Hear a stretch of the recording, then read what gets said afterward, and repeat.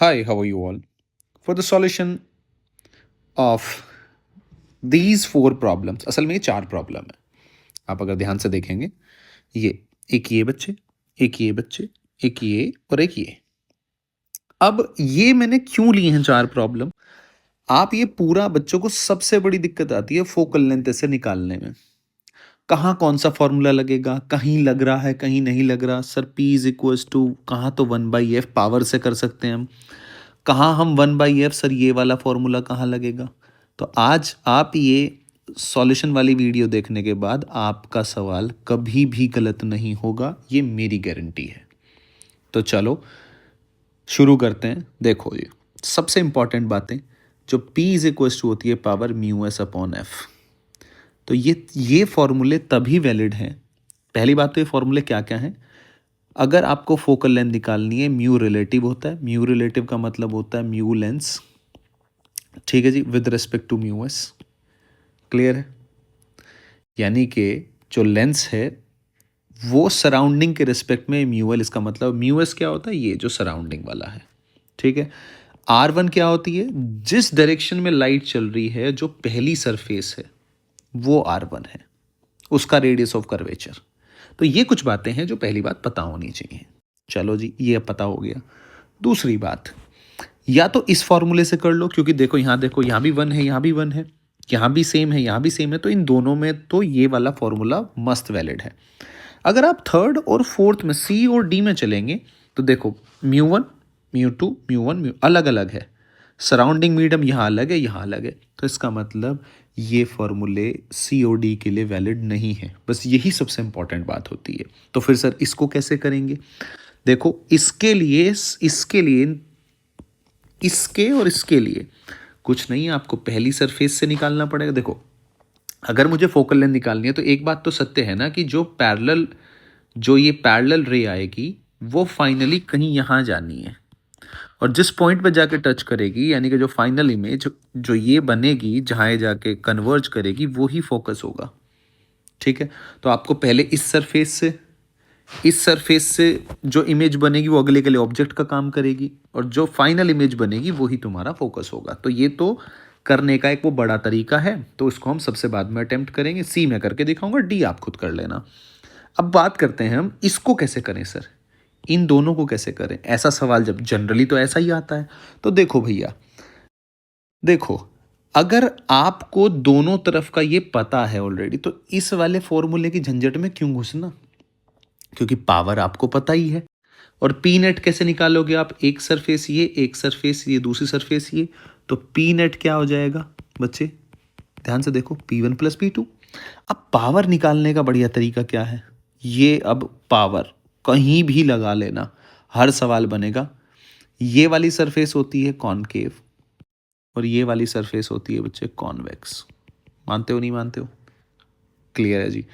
अब अगर यहाँ मैंने म्यू वन मान लिया, यहाँ मैंने म्यू टू मान लिया, पावर का फॉर्मूला होता है सरफेस के लिए mu two minus mu one divide by R. अब दिक्कत ये है, सरफेस के लिए पावर पॉजिटिव या नेगेटिव, वो कैसे?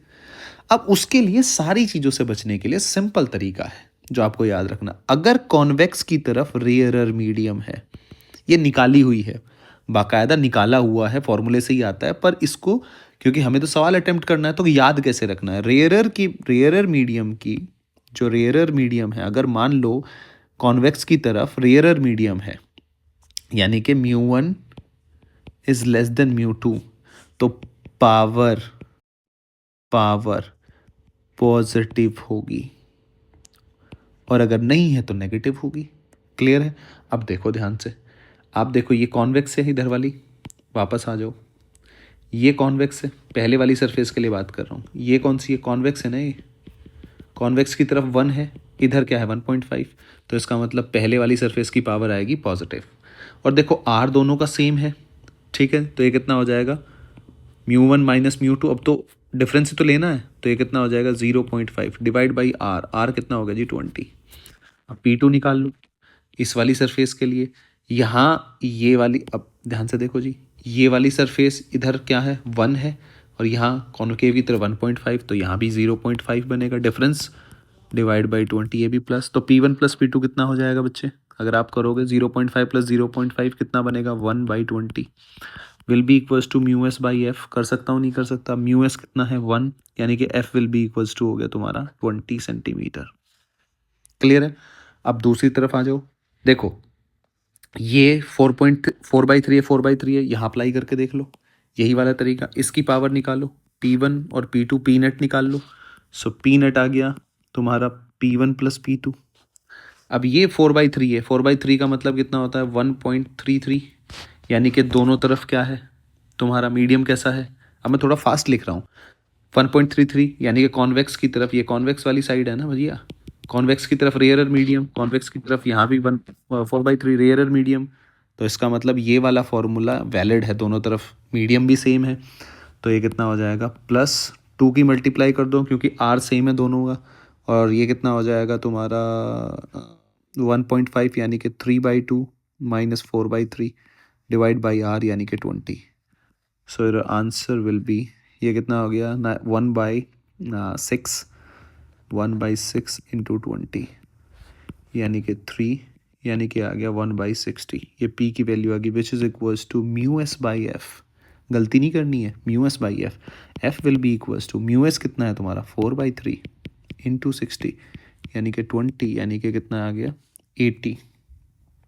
कितना आ गया जी तुम्हारा 80, यानी कि ये वाला। तो ए का आया तुम्हारा, ए का आया एस, बी का आया तुम्हारा पी, ए का आया एस, बी का आया पी, यानी कि ये भी हो सकता है ये भी। इसका मतलब ये अब आपको सॉल्व करना पड़ेगा। अब ये सॉल्व करने के लिए कुछ नहीं है, ज़्यादा टेंशन नहीं लेनी है। एक एक सरफेस के लिए ये मैंने इसलिए चुना है ताकि अब आप लगाना भी सीख लें। जैसे कि आ जाओ, कोई दिक्कत वाली बात नहीं है भैया, सरफेस के लिए सॉल्व करना भी आ जाएगा और निकालना भी आ जाएगा। तो अब एक बात तो तय है, दिमाग में क्या आना चाहिए सबसे पहले, दोनों तरफ मीडियम देखो अलग अलग है, तो भैया जो भी फॉर्मूले तुमने पढ़े हैं ये वाले, ये तो मेरे नहीं चलने वाले। क्लियर है। ये तभी वैलिड है जब दोनों तरफ मीडियम सेम हो। तो अब कैसे करूं, अब पहले वाली सरफेस के लिए और दूसरे वाली सरफेस के लिए अलग से सॉल्व करूंगा, यानी कि आपका ये वाली डायरेक्शन को क्या मान लिया आपने पॉजिटिव। लाइट ऐसी आ रही है, कहाँ से आ रही है इनफाइनाइट से। ये कितना है 4/3 इधर का मीडियम, अंदर का 3/2 1.5 और यहाँ का 1। तो पहले फॉर फर्स्ट सरफेस देखो जी, फॉर फर्स्ट सरफेस टेंशन नहीं लेनी है बिल्कुल भी, फॉर फर्स्ट सरफेस लिखो। अब फॉर फर्स्ट सरफेस पहले ही देख लो, क्या पहले आप फॉर्मूला लिख लो, μ2/v minus μ1/u is equals to μ2 minus μ1 divide by R. I think आप मेरी बात से सहमति जताते हैं। ठीक है, μ2 क्या है, μ2 चीज़ें याद रखनी है। μ2 क्या है, आफ्टर रिफ्रैक्शन, आफ्टर रिफ्रैक्शन। ठीक है, लाइट जहाँ जा रही है तो रिफ्रैक्ट होकर कहाँ जा रही है, पहले वाली सरफेस के लिए μ2 ये है और μ1 ये है। चलो पुट करो, μ2 क्या है 3/2 v माइनस μ1 कितना है 4/3 इंटू इनफाइनाइट।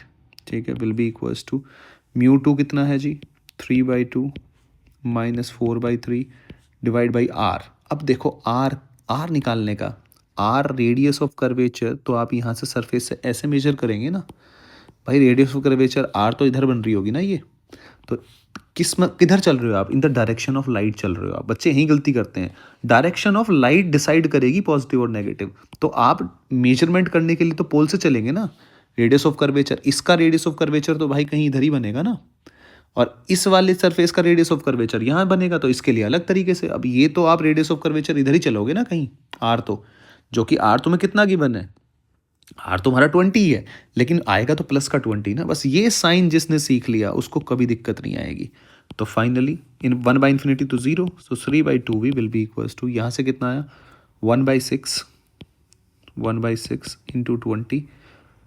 ठीक है जी, और ये 3 3 9 और ये 2 चौके 8। ठीक है, तो यहाँ से 2 3 जा 6, तो यहाँ से आ गया v will be equals to 180 centimetre, और किसका आया प्लस का।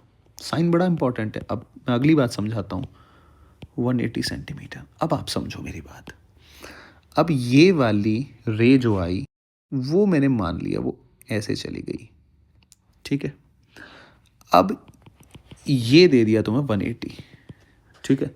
अब ये इस वाली सरफेस के लिए तो ये इमेज का काम करेगी ना भाई, जो सॉरी ऑब्जेक्ट का काम करेगी ना। जो इसकी जो इमेज थी वो हमेशा अगले इवेंट के लिए किसका काम करेगी, ऑब्जेक्ट का काम करेगी। भाई ये वाली सरफेस के लिए तो रे ये दिख रही है आती हुई, ये दिख रही है आती हुई, तो मुझे क्या मतलब, मुझे तो ये पता है ना ये ऑब्जेक्ट बनेगा। ठीक है, हो वैसे ही रहा है, तो पहले म्यू2 और म्यू1 डिसाइड कर लो, वो रे से डिसाइड होगा। तो रे ऐसे आ रही है, जाएगी कहाँ, कहीं यहाँ ऐसे जानी है। तो आफ्टर रिफ्रैक्शन, अब मैं इसको थोड़ा गड़बड़ ना हो जाए तो इसको ऐसे रब कर लो, क्योंकि फिर से लगाऊंगा ना मैं, तो ये म्यू2 हो गया मेरा, ये म्यू1, म्यू2 आफ्टर रिफ्रैक्शन। अब 4 सेकंड सरफेस लिख लो, 4 सेकंड सरफेस। एक एक बात मैं इसीलिए लिख रहा हूं ताकि आपको दिक्कत ना आए, फिर फास्ट तो आप खुद बना लोगे, और एक बार खुद से बना के देखना पूरा सॉल्यूशन, और फिर आप देखना। तो म्यू2 कितना हो गया जी, अब की बार म्यू2 है ये तुम्हारा 1, सो 1/v माइनस म्यू1 कितना है 3/2, u कितना है, अब u प्लस या माइनस, अब देखो ध्यान से देखो, in the direction of light positive, तो लाइट तो ऐसी ही चल रही है ना भाई, ये डायरेक्शन तो पॉजिटिव है। देखो ना इस सरफेस के लिए रे तो ऐसे आई ना, तो in the direction of light तो पॉजिटिव ही है ना, ये वाली डायरेक्शन पॉजिटिव है। तो आप u के लिए कहाँ चल रहे हो, ऐसे चल रहे हो ना u के लिए, तो u भी क्या आएगा, पॉजिटिव।